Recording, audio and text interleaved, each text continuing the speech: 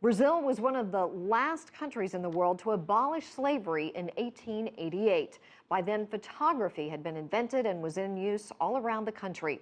And as a result, several images of slaves have been taken, capturing a bit of Brazil's dark past. As the 19th century was drawing to an end, Brazilian aristocrats began to experiment with photography.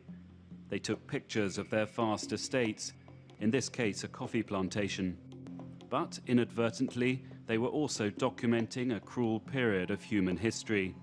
All the people working here were slaves. Slavery, unfortunately, lasted in Brazil until the end of the 1880s. It was the last country to abolish slavery in the Americas. And therefore, we have a photographic archive about the economic activities of the country, such as coffee production.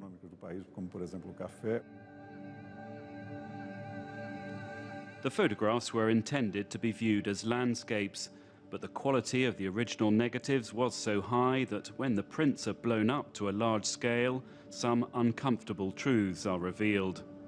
The negatives give a very wide view of the scene, including details like the children here. These are evidence of another powerful story. The expressions, the details, they all hint at the fact that all this depends on violence. Brazil imported more slaves from Africa than any other country, more than 3 million. These photographs were taken in the final 2 decades of legal slavery. They reveal the tensions of those last years. It is a decade of latent violence. On one hand, there are the slave owners that want to recover the money they invested in the slaves. At the same time, there are a lot of slaves running away, forming armed gangs. It's the beginnings of a fight for freedom.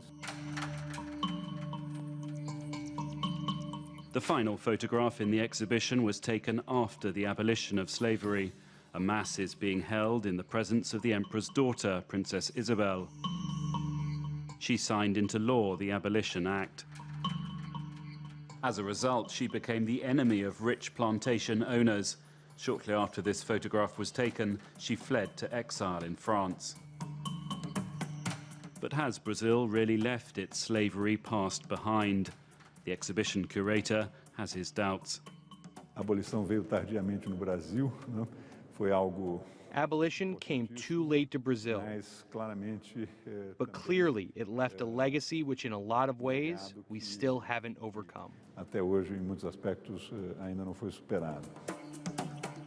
Stephen Gibbs, CCTV, Sao Paulo.